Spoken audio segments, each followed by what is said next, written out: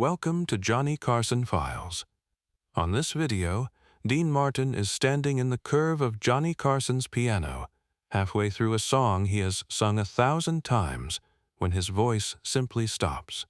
Not a stumble, not a missed note, a total halt mid-lyric, in front of a studio audience of 300 and millions more at home. He is staring past the cameras, past Johnny, into the fourth row of seats, and what he does next, walking off the stage in the middle of his own performance to point at a stranger in the crowd, has never been fully explained, until now. But before we dive in, quick reminder, double-check that you're subscribed, since a lot of you think you already are and aren't. It's free, and it really helps the channel. Thank you for being here. The Tonight Show was recorded that afternoon, in the fall of 1977, before a studio audience of roughly 300 people at NBC's Burbank studios, the broadcast set to air to 13 million Americans later that night. Dean Martin had walked out to his usual thunder of applause, cigarette-less that day but carrying the same loose, unhurried swagger that had defined him since the Copa Room in Vegas. He shook Johnny's hand, traded 2 quick jokes about Johnny's golf swing, and settled into the crook of the piano the way he always did, like a man leaning against a bar that had been built specifically for him. The band leader gave him 4 bars of introduction. Dean began to sing, but something was different in the way Dean Martin was standing that day, and nobody in the room could have named it yet. It started as a low murmur of unease that Johnny Carson felt before he understood it. Dean's eyes were drifting off the cue cards, off the camera marks, off every fixed point a performer is trained to hold on to. They had landed on something in the audience, and they were not moving. 12 seconds into the second verse, Dean Martin stopped singing. The band, running on instinct built from decades of live performance, tried to keep playing under him, filling the silence, waiting for him to pick the lyric back up the way seasoned performers always do after a missed cue. He did not pick it back up. He stood very still, one hand still resting on the piano, and stared into the fourth row. The audience began to murmur. Johnny Carson, sitting at his desk with his pen frozen mid-doodle, looked up and felt the particular chill that comes when live television stops behaving like television. Ed McMahon's easy grin faded into something more careful. The floor director's headset crackled with a single urgent question that nobody could yet answer. What is happening? Dean Martin set down the microphone on top of the piano, gently, the way a man sets down something he does not want to break, and walked toward the edge of the stage. Wait, do not miss this detail, because what Dean did next had never happened before on this stage in 16 years of Tonight Show broadcasts. He stepped down off the riser, past the front row, out into the aisle where the stage lights barely reached, and he stopped in front of an elderly man in a gray cardigan who had been sitting quietly with his hands folded in his lap. The man had not raised his hand. He had not called out. He had done nothing at all except exist in that seat, watching, like every other person in that audience. But Dean Martin was looking at him like he had seen a ghost that owed him something. "Sir," Dean said, his voice carrying without a microphone because the entire studio had gone that silent, "I need you to stand up. What you have seen so far is nothing compared to what happened next, because the reason for that recognition reached back 40 years, to a place far from any stage, far from any spotlight, to a town built on steel and smoke where a 19-year-old boy named Dino Crissetti was trying to survive a version of his life that no biography ever fully told. Steubenville, Ohio, 1936. The Wheeling Steel Mill dominated the skyline, its furnaces burning around the clock, painting the night sky an orange that never quite went dark. Dino worked shifts, hauling scrap and running errands for men twice his size, his hands blistered, his lungs full of the particular grit that settled over the whole town like a second atmosphere. He boxed on the weekends under the name Kid Crochet, took hits that loosened teeth and closed eyes, because a young man with nothing needed every dollar a bout could pay, win or lose.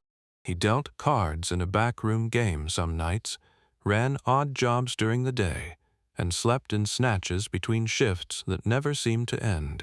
There was a night that winter, one that Dean Martin would carry quietly for the rest of his life and mention to almost no one, when he had taken a beating in the ring that left him barely able to stand and a debt from a card game he could not cover. He was 19 years old, alone in an alley behind the mill's supply yard, genuinely uncertain whether he had the strength or the will to get back up.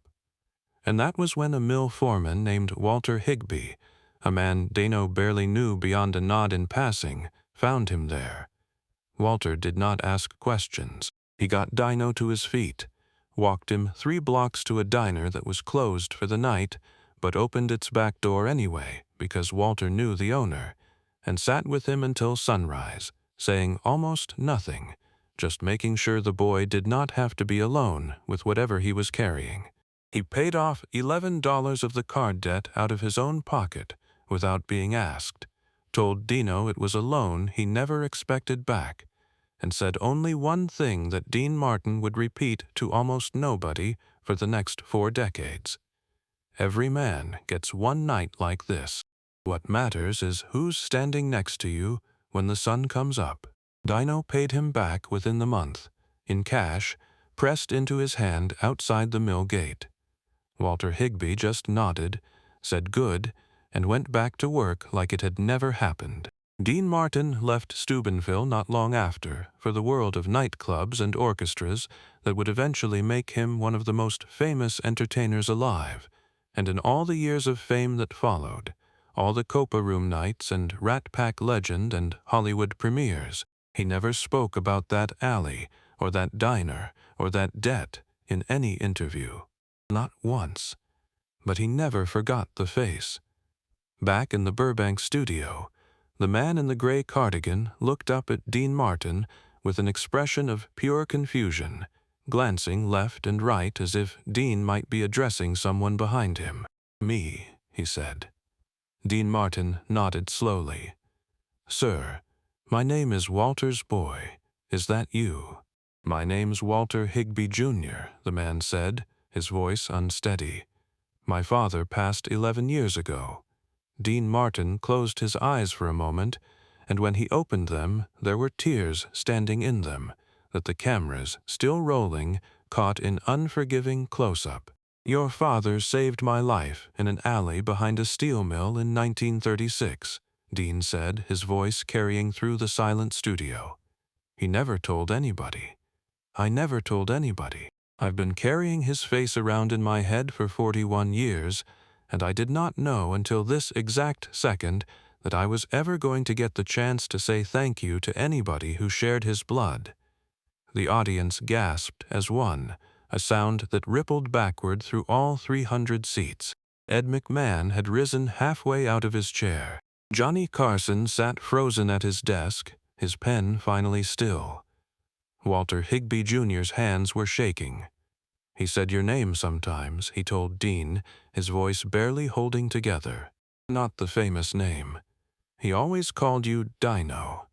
Said there was a kid he helped once who turned out all right. He never told us it was you. We didn't believe him when he finally did tell us near the end. We thought it was just an old man's story." Dean Martin reached out and gripped the man's shoulder, and for a long moment neither of them said anything at all, because there was nothing that needed to be added to what had already been said. Johnny Carson stood up from behind his desk, something he rarely did mid-broadcast, and walked down to the edge of the stage himself. "Dean," he said quietly, "would you want him up here with you?" Dean Martin looked at Walter Higbee, Jr., and extended his hand. "Would you do me the honor?" he asked. "Your father already did me the greatest one of my life." Walter Higbee, Jr. walked up onto the Tonight Show stage to applause that started as scattered clapping and grew into something closer to a wave. 300 people rising to their feet, not because a celebrity had done something clever, but because something honest and unscripted had happened in front of them. And everyone in that room understood they were watching it in real time. Once they were both seated near Johnny's desk, Dean Martin told the story properly, in full, for the first time in his life. He talked about the mill, about the fights he took just to eat, about a debt he could not pay, and a stranger who paid it without asking anything in return. He talked about the diner, and the $11 and the one sentence that had followed him from Steubenville to Las Vegas to Hollywood and every stage in between. "What matters is who's standing next to you when the sun comes up," Dean repeated, his voice thick. "I've thought about that sentence more times than I can count. Every time somebody needed something from me over the years, and I almost said no, I thought about your dad standing in that alley, and I said yes instead." Walter Higbee Jr. wiped his eyes with the back of his hand. He would have been so proud to hear that, he said. He never asked for anything. Not once. That was who he was. Dean Martin nodded slowly. "Your father taught me something in one night that most men never learn in a lifetime," he said. "He taught me that kindness doesn't need an audience to matter. It just needs somebody willing to give it." He looked directly into the camera, and 13 million people watching from their living rooms felt, for just a moment, like he was speaking only to them. "Somewhere out there tonight," Dean said, "there's a Walter Higbee. Somebody who did something quiet for you once and never mentioned it again. Somebody who never asked to be paid back.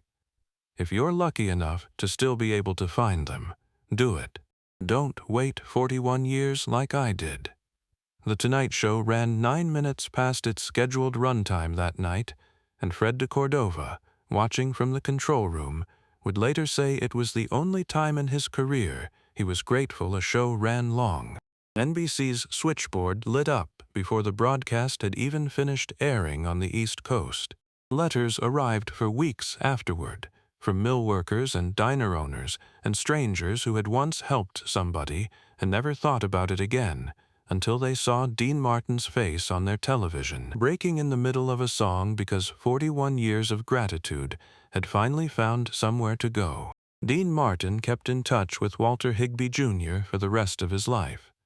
Every Christmas, a card arrived at the Higbee house in Steubenville, signed simply, "From the kid you never should have helped, and thank God you did." When Dean Martin passed away in 1995, Walter Higbee Jr. was invited to the small private memorial held for close friends and family, an invitation that came directly from Dean's own request, written into instructions he had left years before. "He is family," the note read. His father made sure of that, whether he meant to or not. If this story moved you, think about the people who showed up for you when nobody was watching, who never asked for anything, who never needed the world to know what they did. That is the kind of debt that never truly gets paid back, only passed forward. Subscribe so you never miss these stories. Drop a comment and tell me where you're watching from tonight, and if you've ever had your own Walter Higbee, someone who helped you and never once brought it up again, tell us about them. Let's remember them here together. Disclaimer: this story is a work of narrative fiction created for entertainment purposes. While inspired by real public figures and historical settings, all events, dialogue, and interactions are imagined and do not depict real interviews or documented occurrences. Any resemblance to actual events or private conversations is purely fictional.